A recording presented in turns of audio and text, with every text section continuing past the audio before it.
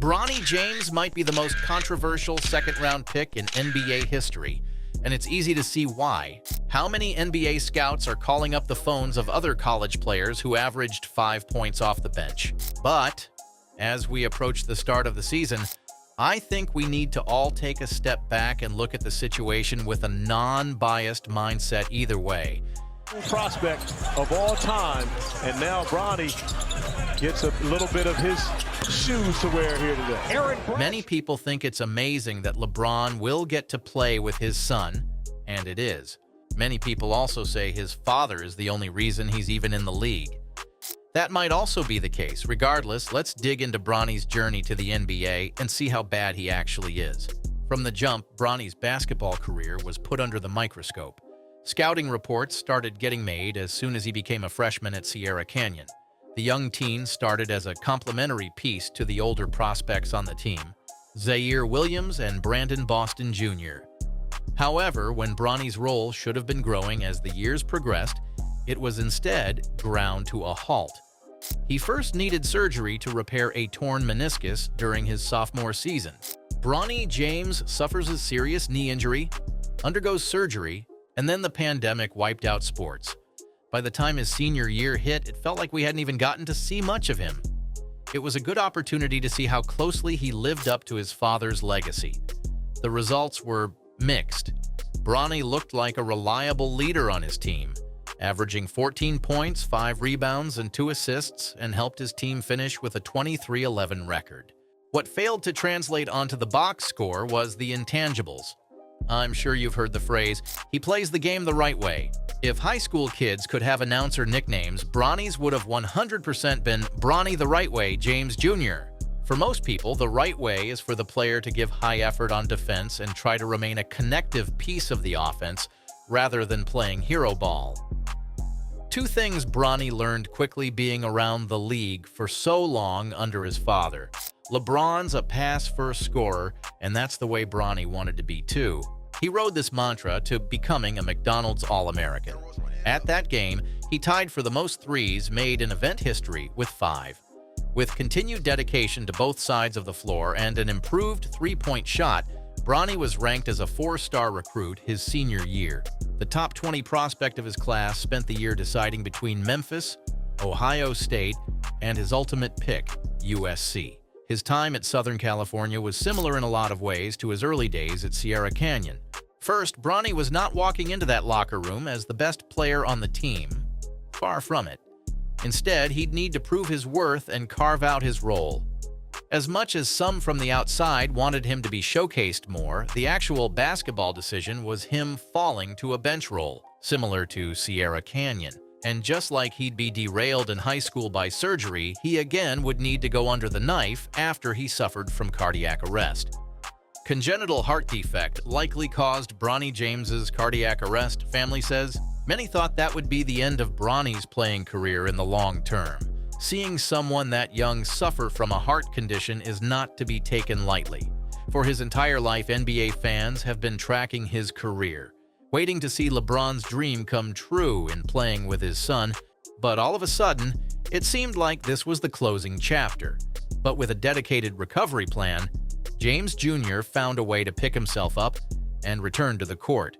Things were looking up for Bronny as the USC team as a whole headed south. The Trojans finished 15th and 18th, ending a 3-year streak of making the tournament.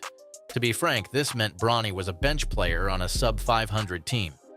As the season ended, it seemed objectively clear at least one more year in college could help him develop and further distance himself from the heart troubles. His role of playing the right way was getting muddy as scouts tried to envision his role in the pros. He has the size of a point guard and has shown fundamental playmaking, but not to the level of running an NBA offense.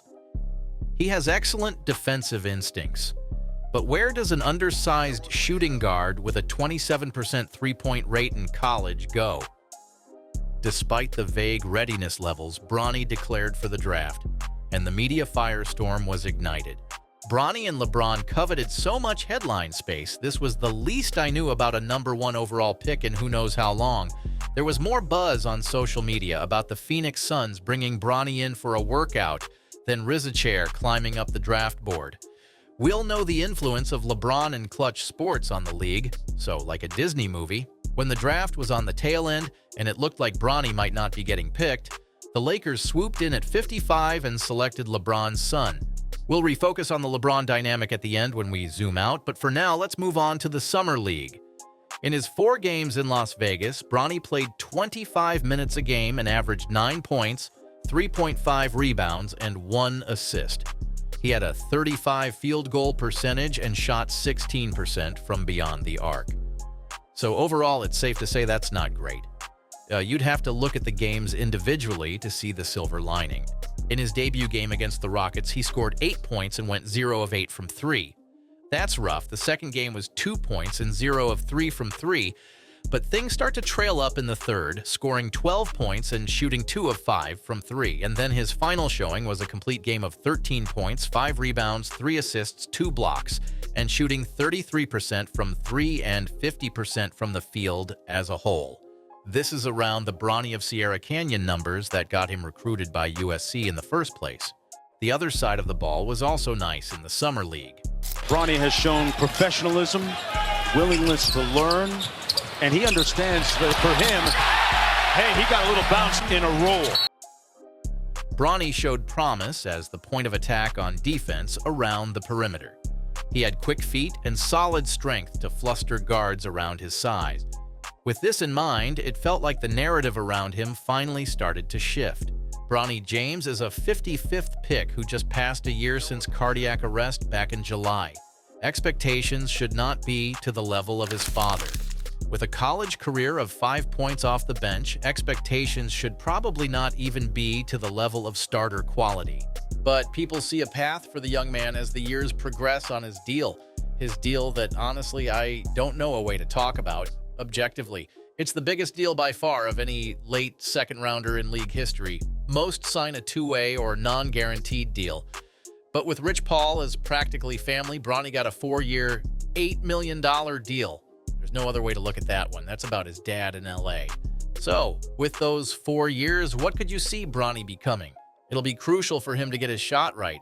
Maybe being under new Lakers head coach J.J. Redick could do Bronny some good with that. The latest NBA comparisons are wondering if he could reach something to the tune of a Davion Mitchell.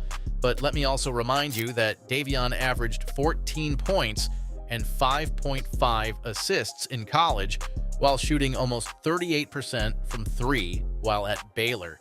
I think it's probably the best comparison, but it still would take Bronny some time to get there. What won't take any time at all to get here is the marketing of the Bronny and LeBron storyline with the NBA. It truly is unbelievable we'll see LeBron play into his 40s alongside his son. I think the fans and the league's front office have always wanted it. Fans packed Summer League just to see Bronny alone. Imagine what games will look like when the father and son come to town. The flip side of that storyline, though, will always be the doubt. Does Bronny deserve to be here right now? Will he ever?